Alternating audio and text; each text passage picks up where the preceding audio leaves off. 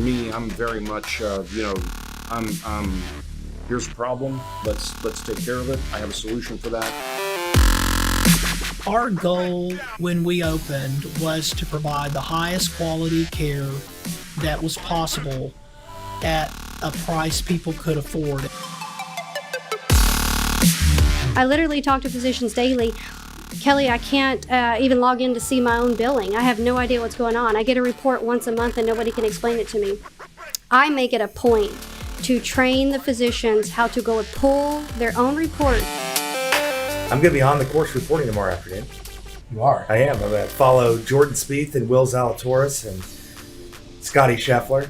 I'm not really reporting, but I am going to go watch the course. Probably drink a couple beers. Yeah, I might have a beer or two tomorrow afternoon. I mean, that would make my commentary even better. Well, good afternoon, folks. Welcome to episode number 17, and it's called Leaning Towards Change. We've got a really great guest that we're looking forward to interviewing today. Before we do, let's give the shout out and thank yous necessary to all of our sponsors that have come alongside us and really helped us make all of this possible. First and foremost, of course, TexAssist. CJ's a great company. Of course, you got Carrington Group, the company that I represent. And then we've got Moonshot Marketing and Jen Eaton, who's been instrumental in really allowing us to be plastered all over the internet. And by the way, CJ and I talk about this. If you want to access our podcast, LinkedIn, YouTube, Facebook, Twitter, not Snapchat. If you're we don't Snapchat, Snapchat on this show. We don't Snapchat. You got on the this wrong show. dude. Yeah, wrong show But for Apple, that. we got Apple Podcasts. Spotify. Yep. And then, of course, our friends at Ortho Lone Star. Just a terrific group over there. And a new one as of last night. We have a new sponsor, and I didn't even know. Who is it? Gordon Highlander. Gordon Highlander. Yes. Oh, now this is exciting news. Yeah, What a great guy. So Wasn't he supposed to be the guest today? he was supposed to be the guest today, and I bullied him into sponsoring our show. Oh, I love Worked it. out perfectly. That's perfect. That's perfect. We'll look forward to seeing him in a few weeks. We got a way better guest today anyway. Well, and she was, she kind of gave us a stiff arm a couple weeks ago. Hey, sometimes life happens, when somebody has the COVID, you kind of have to, sorry, I don't want to give that to you. So might as well wait a few weeks. Right? This is true. So well worth the wait. Absolutely. I mean, and I think, Tyler, the episode today may more aptly be named Leaning Into Change, given that we're talking about healthcare and everything that is upon us as we head towards January 1st. It's meaningful for a lot of reasons in everybody's life, but in healthcare in particular, this year, January 1 comes with a ton of changes.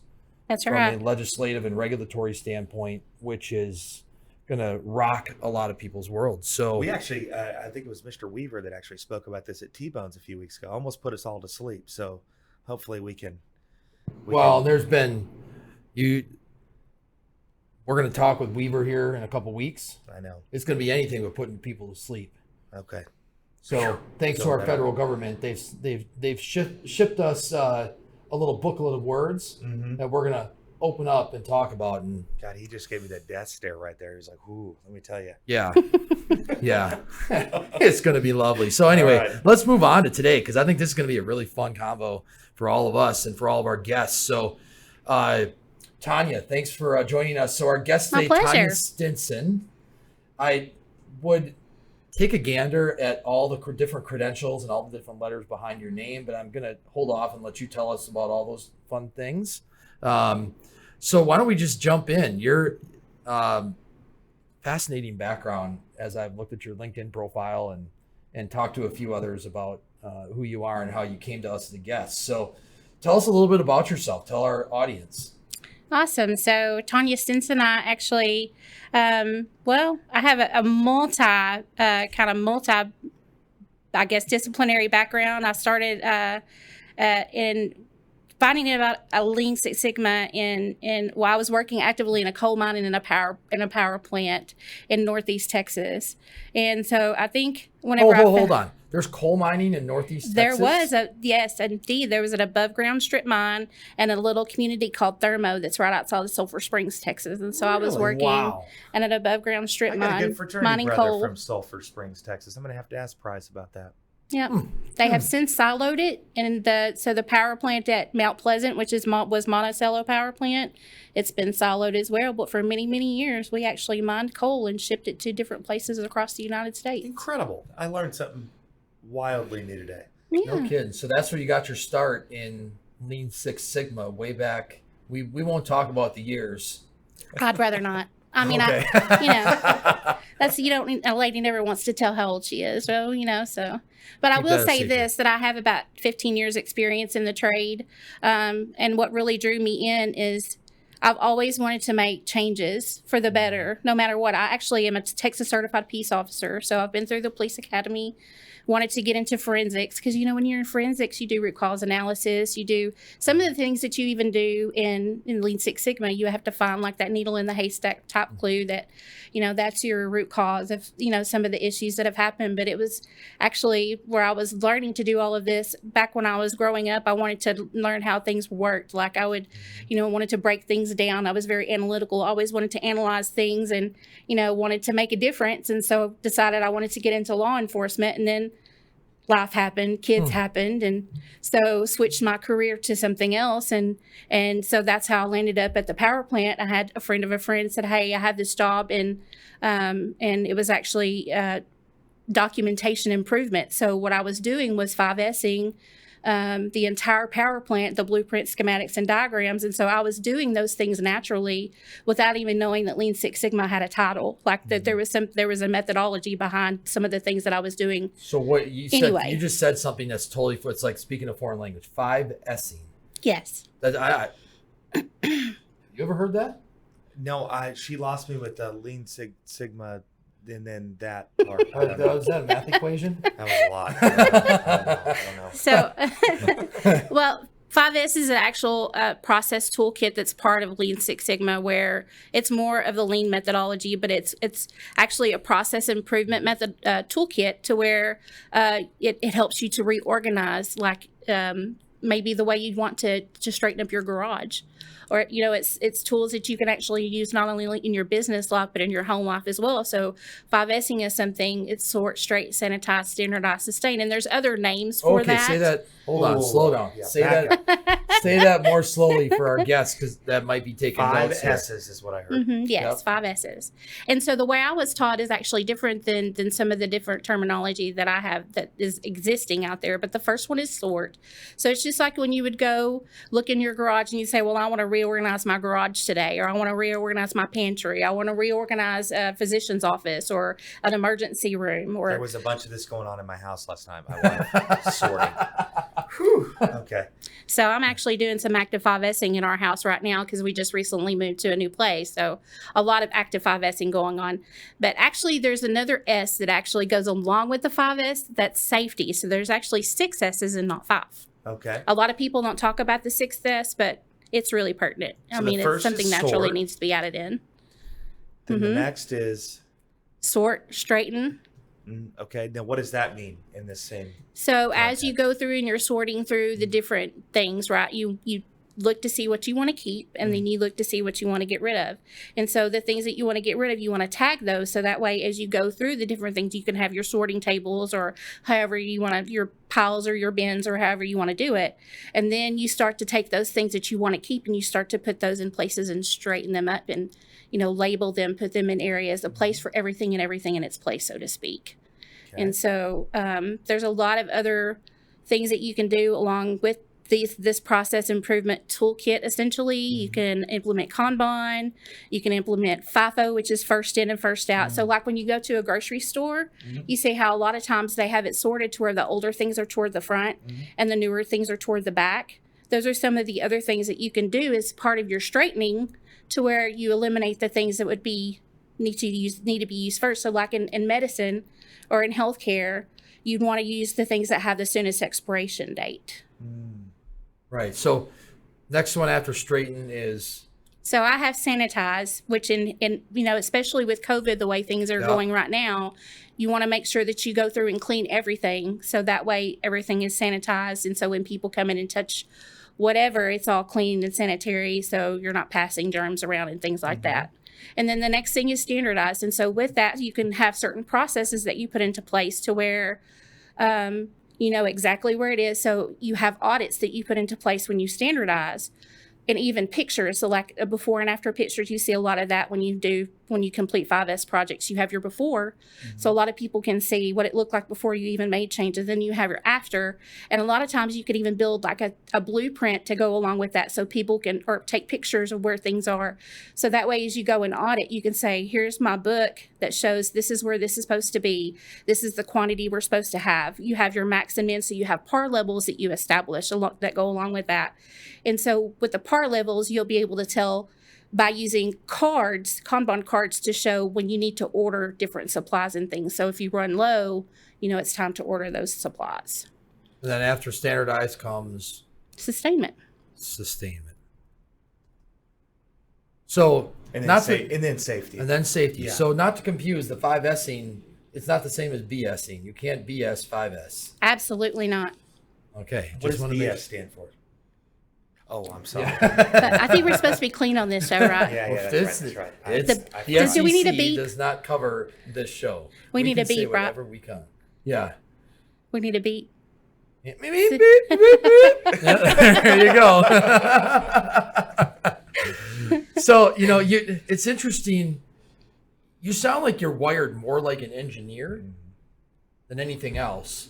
So the fact that you went into law enforcement, that doesn't seem like a natural parallel to me, but obviously what you learn in terms of the forensic piece of the academy and the investigative piece seems to fit really well with what you just talked through at a very high level. Mm-hmm. I grew up with engineers. My dad actually owned a construction business, and so did my grandfather. And my grandfather actually helped build the very power plant that I worked at whenever I actually Really? worked at Monticello. Yes. Wow. He helped build that from the ground up. That's incredible. So, so you started at the power plant. Now take us to the next step in your career, right? So you kind of got your feet wet there. Take us further down the journey here. So power plant to coal mine, then came up here and started for a healthcare organization. And so, and by that time I'd already got my master black belt. So there's several levels in Lean Six Sigma. You start out with a white belt, then you get to a yellow, then you go from yellow to a green, then from a green to a black, and then black to a master black. And I was fortunate enough for the gentleman that I used to work for at the coal mine. And I said, look, I'm very passionate about this. I just found out what Lean Six Sigma was. It's in my DNA. I do it naturally. I'd like to be able to go as far with this as I can go. And so he approved for me to go through Villanova University to get all of my certifications while working there. And so the return was, and the ROI was, to ensure that I was completing projects for them to help them to eliminate waste, errors, and inefficiencies, and become more streamlined and effective, and also safer and produce better quality product. And so, and when the coal mine was closing down, that's when I started looking for positions and landed in Dallas the first time I was here. So she brought her son with her today too, and then I just found out she's a black belt. She didn't need any. She didn't need security. She needs security. I mean, goodness gracious. Wrong black belt, Tyler. Come on, man. I know. I do know Bad some joke. of that too. Bad joke. I do know some of that other too, but Yeah. I don't know if I'm enough to It be was a bad dangerous. joke. Yeah, that's about it. That's about all I She's know. more about cut the crap. I'm just Right? average. I think That's the why they call me Texas Joe. peace officer a little bit, because there's a little bit of that I remember, some takedown moves and some tactical things, but There you go. There you go. Good. Those are good skills to have. You never know when you get an unruly nurse come rolling into your department, I don't know so much about the nurses, but sometimes those patients, Yeah, that too. Sadly, we have to deal with that. So, we've talked about kind of and I don't want to rush to judgment, but really at a surface level, one of the very rudimentary pieces of process improvement. You called it PI as we were prepping for this conversation. Obviously it's central in a lot of industries, especially manufacturing. absolutely. And, when you're dealing with harvesting a natural resource or you're dealing with widgets. But now let's move into healthcare, right? Healthcare, to me, being a service industry, I've been in the business 17 years, and to hear process improvement and Lean Six Sigma applied in healthcare is somewhat foreign to me as a healthcare leader. So talk to us about how the application of what you do has begun to creep into healthcare, and kind of in your mind of it being on a scale of 1 to 10, 1 being it's barely entered, to 10 being, man, it's everywhere. Where does it fit? So I think I need to go back in a little bit. So I did go into healthcare, and I'd brought, being a new set of eyes in healthcare, seeing a lot of things that I hadn't seen from a process perspective. And to answer your question about PI, so there's 2 PIs. There's process improvement and there's performance improvement.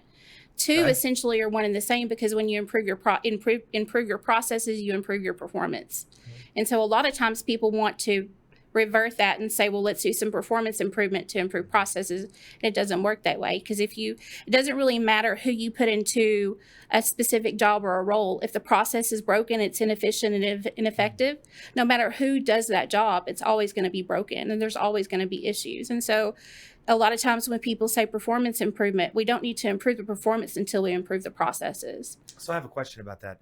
If you put a low performer in a poor process, it's just exponentially falling downhill, right? Versus a high performer goes into a bad process. Do you see that high performer step up to create a better process? Is that what you see? So I'll have to go back to the ground level of that. I think when you get somebody in that can question it, so that's one thing that happens with Lean Six Sigma.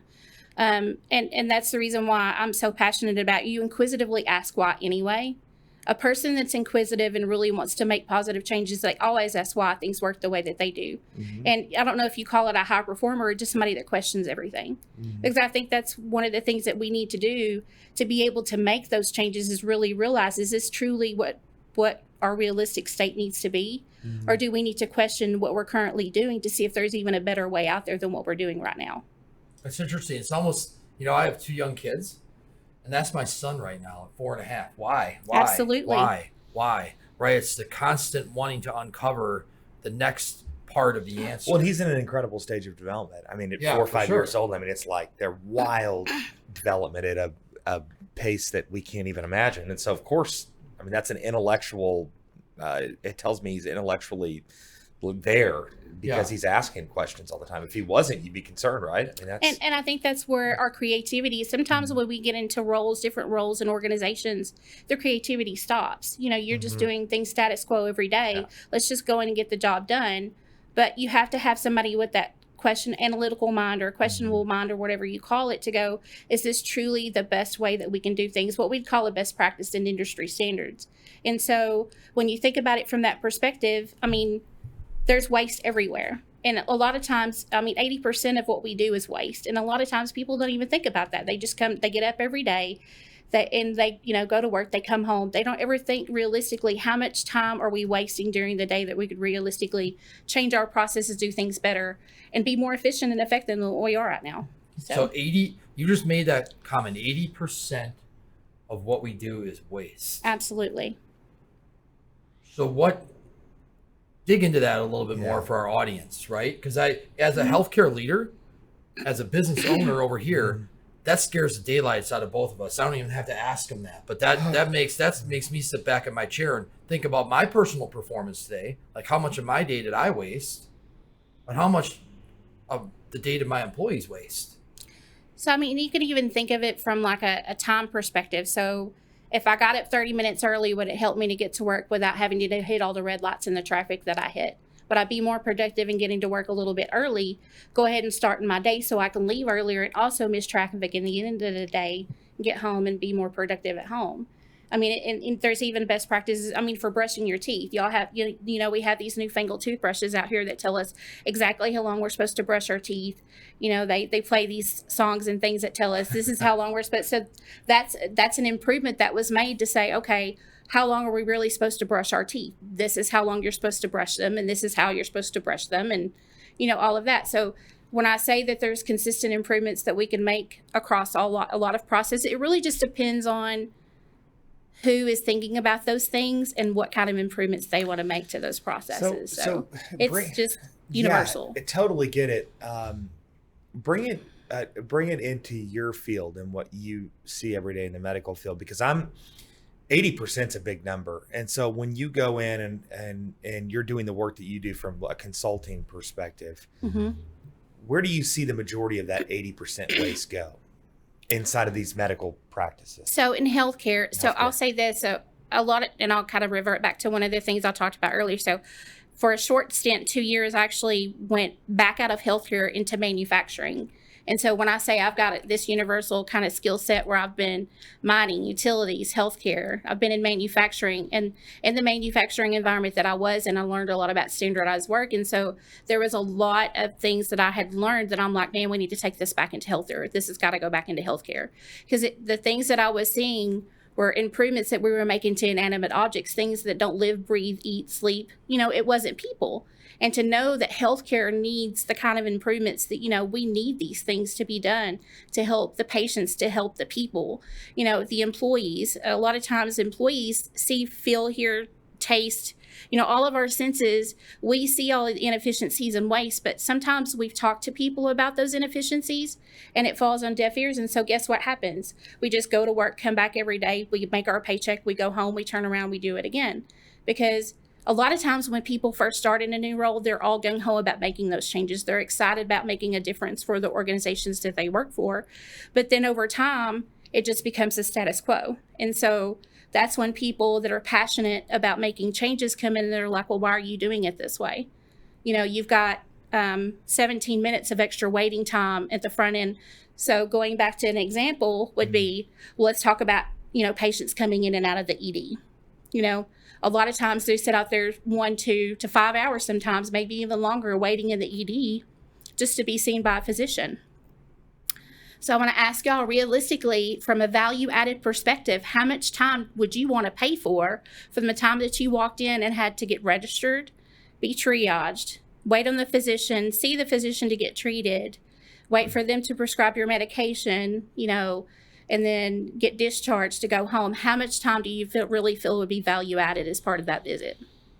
None of it, honestly. There's no time. When I think of, it's interesting because CJ was asking me some of these questions at the T-Bones conference a few weeks ago. You could call it a concert at times, but I don't know. We took our son to Children's the other day or the other evening for a hospital visit, and here we are sitting around, just like you said, for hour and a half, which is, you're actually feeling good about that. You're like, oh, it's only an hour and a half. And then you triage, then you come back out, and another 2 hours, then you see a doctor, another 3 hours, and you get home at 3:00 in the morning and you left at 7. So for me, it's like, how much could we have done that prior to leaving? How much could we, I don't know. I don't know the answer to it, but the experience is terrible. And so that's where process improvement would come into play, because what we would do is we would actually go Gemba. We would walk the experience that you're walking, see the things that you're seeing, feel the things that you're feeling, and be able to record our observations on how long it takes in different areas, maybe talking to the physician, or is it registration that's causing a problem? Are we waiting for you to get registered? Or is it, how long does it take to get from registration to triage? Are you having to do a lot of back and forth, or, is it, once you get to the patient room, are you waiting on the nurses to come in? You actually walk that process out, and we document that from step to step to be able to determine what those experiences are like, not just for you, but it would be for several people, just so we could get a good baseline of what that experience is like. And then we would be able to go back and establish, okay, what of this is waste? So there's actually 8 different types of waste. And so as part of the waste, one of those is time, the other one is motion. We have several different kind of names that we have, like Tim Woods is downtime is another one. So they have several different ways that they say these 8 ways. So defects, overproduction, overprocessing, motion, transportation, inventory. And so all of these things are different wastes that you can find. But I'll say this, 100% of the time, you don't just find one waste. You find several, because a lot of times one will impact another that will impact another. And so it's this waterfall effect, consistently of inefficiency after inefficiency. So. Okay, so I'm going to ask what to me is the $1 million question. Why are healthcare leaders so hesitant to engage in process improvement when everybody's complaining about decreased margins and increasing costs? I mean, where's the hiccup here? Where's the disconnect? Is it? I'm curious to hear what you have to say about this, and I would bet there's a lot of people out there in our audience that are curious to hear what your thoughts are. So I think there's several different answers to that one question. I think part of it has to do with we live in especially in healthcare, we live in such a fast-paced, fight the fire type state consistently. And so a lot of times what we do is we'll just put a quick fix into place. And so, but that doesn't address every inefficiency. It may address one, it may address wrong site surgery or something like that, but it doesn't necessarily look at the entire process from start to finish. It just puts one fix into place and doesn't really address the whole entire process. And so that's one answer. Another answer, I think sometimes they don't really know how big the problems are. They've never really taken the time to look and see how big, how vast these are, and they don't talk to their people. And so, like I said, a lot of times employees know where these inefficiencies and waste are, but they're not, nobody talks to them. People on the front lines truly know where all of these errors, inefficiencies, and waste are.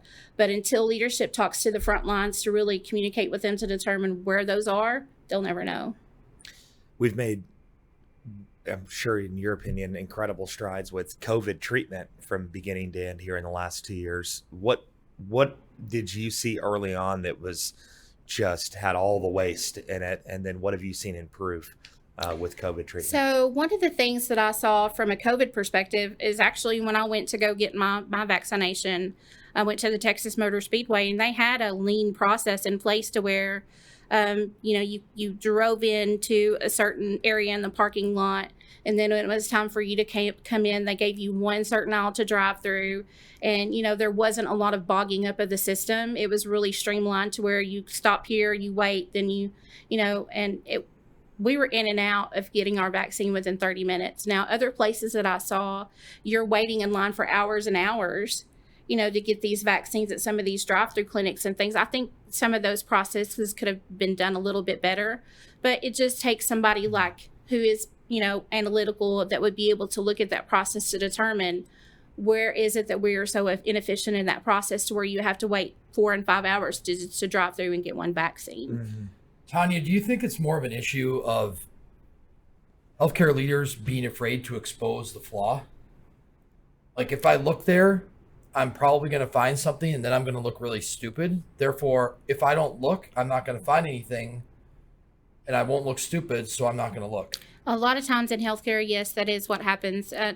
These days we've tried to change it to a see something, say something type mentality. But I mean, a lot of times people are afraid of repercussions. They're afraid if they do say something, they might lose their job or something negative is going to happen. And so they just don't say anything at all. So there's an interesting opportunity here, I think, between payers and providers, right? So there are certain payers in the marketplace, certain insurance companies that are trying to incentivize providers, whether that's the physician or the hospital or the surgery center, to change their behavior by how they distribute the payment. Do you think that there's an opportunity here for Lean Six Sigma experts to lean into the payers and use the payers as a delivery vehicle for process improvement versus you guys trying to fight the fight on your own as professionals and trying to get, healthcare executives to say, yes, we'll go take a look at this? Yeah, I think so. I think a lot of it really has to do with listening to the voice of the customer. Years ago, and I've got nurses in my family that go way back. My aunt worked for a physician's clinic until she retired, and the physician had passed away, so 30-something years. And one of the things that you from back in the 70s and 80s, you remember, it was about quantity. Let's get them out. Let's get them out. Let's get them out, and not so much about what were we doing to perfect their experience while they were here. And I think that's one of the things that's changed in the landscape now that we're in, is it's all about improving that patient experience. And so making it to where the patient feels like everything that has happened with them has a value. And so, like, even improving upon the wait time, like you talked about. So how can we talk to our patients and gather that voice of customer, and how can we make their experience better and more efficient and effective for them? And so I think a lot of that has to go into that payer mix, because the more value that we provide to our patients, which in healthcare would be our customers and even our employees for that matter, I think that's how we would improve it from a payer perspective. Same thing with physicians. The more feedback they get, the better that they'll be. So, we've been talking for about 30 minutes already. I'm curious, as we start to wind down our time, if you looked at the DFW area, right, because that's where we are today, and you had to make a generalized comment about kind of the impact the process improvement has had in the major healthcare systems in DFW, what kind of a grade would you give our major healthcare system? I mean, is it an A, a B, is it an F? Like, is there a huge amount of room for improvement based on what you know? Help us, and help our audience understand kind of what's out there, because there's a chance that there's somebody in our audience that's going to listen to this, that's going to catch on, that could be in one of these big organizations that might say, hey, we got to look at this. I think that, and I don't want to say that I don't want to say we're an A or a B, but I would say we're more towards a C, because I think there's quite a bit of an improvement that we can make. And of course, I don't think that we're failing by any means, because I think it's something that we have recognized. The Lean Six Sigma has been proven to work since the World Wars, and even before then. The Lean methodology has been around since the 1800s. That's something that Henry Ford used back whenever he started, building his cars in his manufacturing facility. And so, and to know that we used lean when we were like in the World Wars, when the men went out to fight, the women actually, we utilized standard work. So women would come in and build the bullets, and that that used the machinery that the husbands were using. And, when they had to go off and fight the wars, women were coming in by using standard work to know what their husbands were doing in their stead until they could come back home. And so to know that Lean Six Sigma has been around that long, has proven to be that successful. And to know that, yes, we're still working on trying to make improvements in healthcare. We have a long way to go, but I think part of it too is just recognizing where that need truly is. Like I said, you can make improvements in if you truly want to get down to the nitty gritty, you could make improvements in any aspect or any area. And it's just really looking to see where it is that we want to focus those improvements. And, if it's something really going to be impactful that's going to affect everybody, or is it something more like simplistic where, you're helping to, if from a home perspective, let's go fix our garage, Yeah, it's interesting too, because I feel like, of course, there's room for improvement. There was room for improvement in every industry. It doesn't matter what it is. Absolutely. But then it's, once you make those improvements, how do you create sustainability? Because it's just every time you take one step forward, you can easily take 2 or 3 steps back if you don't have, those regular processes and routines and a great culture and all the stuff that goes into having a successful business. So to me, it's wildly complex outside of just what you guys are doing. Is how do you maintain it then long term? I think from an ownership perspective, you really have to be passionate about what it is that what that process is, because there's a time when it comes down to it that people really take ownership of it, and they don't want to see it go back to the way it used to be. And so that's where the sustainability piece is if you have somebody truly passionate about something they've worked so hard to improve, then they're going to want to ensure that it stays the way that you built it in the future state to be. where those improvements stay into place. And so you may put audits into place to where, we have people walking the floor. We have random audits where you have other people that will come in and visually audit and inspect an area like we would do in manufacturing, right? But have it to where you'd go in and audit and make sure that all of those things are back in that place. Like I said, everything has a place, everything has a home, but make sure that there's nothing out of place. And if there is, you report that to the leadership, and then you make your improvements from there. So in the time we have left, I've got 2 remaining questions, and here's the first one. Okay. We are so focused on patient experience in the healthcare sector and improving the patient experience. Mm-hmm. Should we be talking to healthcare leaders about Lean Six Sigma application in the employee experience, in the employee realm? Because we talked about performance improvement and process improvement. Should we be talking about doing a better job of making sure we're in tune and taking the best care of the employees that we can, because they're the ones that end up delivering the service in the end? Absolutely. So 110%. Where do you, if that's the case, then where are you going to guide a healthcare executive to start with that? Where's a stepping off point? Where can they start? So it goes back to that voice of customer. And so what you're talking about from that perspective is, so we get surveys all the time. Like when, a lot of times I'm sure you've gotten them via text message on your phone when you leave a physician's office, be like, how was your visit today? Can you please fill out this survey? So a lot of times we can take that information, we can take that back to the employees and go, here's the survey, here's the feedback from the customers. This is what they're telling us they want to improve upon. That's the voice of the customer. But we can also take that from the employee's perspective.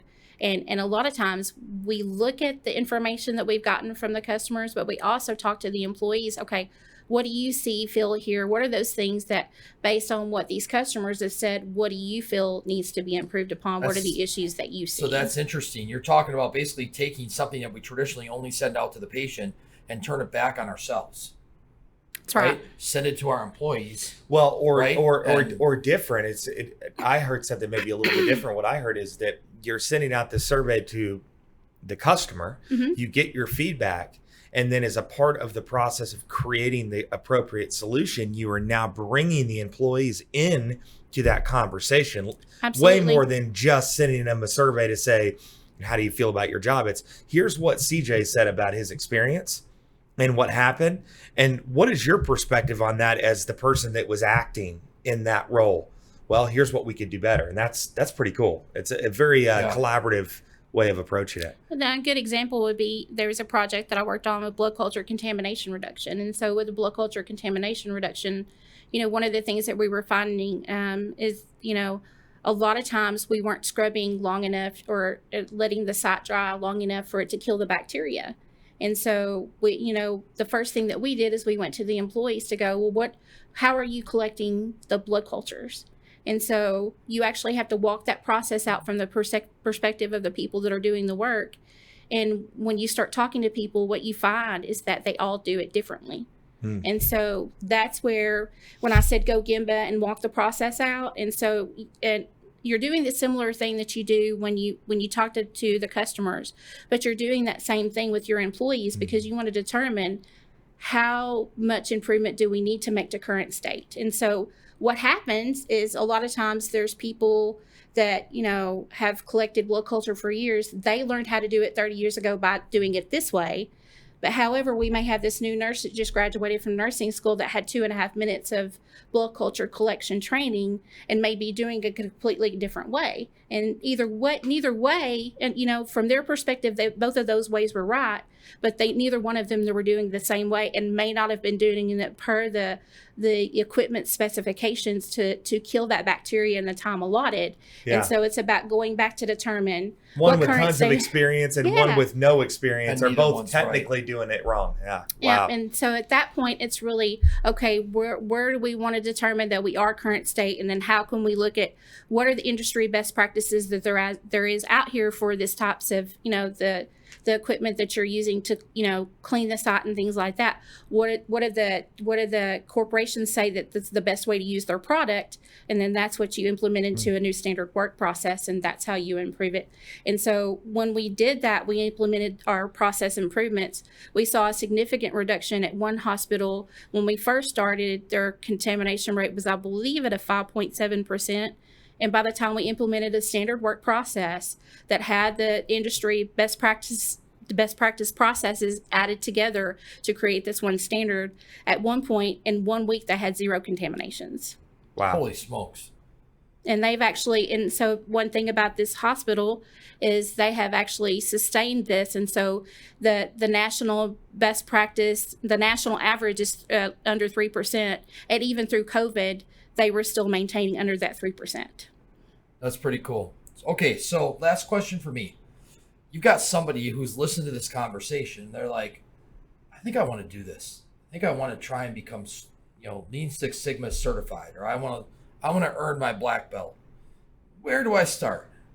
Contact me. I'll be able to help. So share with our audience your organization, how to find you, how to get engaged, whether it's to get trained as an individual, to engage for their facility, etc. So Leaning Towards Change, actually started it in last year around August, and actually created Leaning Towards Change, and actually have a website now, leaningtowardschange.com. I have active on LinkedIn. I have a Facebook page also, Leaning Towards Change. And I have all of my contact information out there on LinkedIn. And so anybody that has any questions or really has an interest in learning more, all you have to do is, message me on LinkedIn or on Facebook, and I can certainly get back with you. So by and large, the more letters and certifications you have behind your name, the more moolah you make, right? I wish. The more moolah you can ask for. So, I wish. Well, Tanya, this has been a huge education for me, because I've always heard about this stuff. Obviously in healthcare, it's on us, right? We have to get smarter about how we do things, about how we deliver on the patient experience and deliver better outcomes. The payers are demanding it. The patients are demanding it. This is a small, small world. Those who can deliver better quality at a lower cost are going to win. There is no doubt about it. So can't thank you enough for joining us. Thank you. For our audience, thanks for joining us today. You can find us once again on LinkedIn, the Cutting Edge Podcast. You can find us on Spotify. You can find us on Apple Podcasts, and of course on Facebook. We do have Twitter. We do have Instagram. Tyler does not TikTok, nor does he. A word of advice for our listeners too. It's now I'm saying putting. See, I'm stuck Really? up. The Cutting Edge Podcast. You have to put the in front of it, or you get lost. That is right. Yeah. So, Tanya, really appreciate you once again. And everybody, we look forward to visiting next week for episode 18. Have a good week.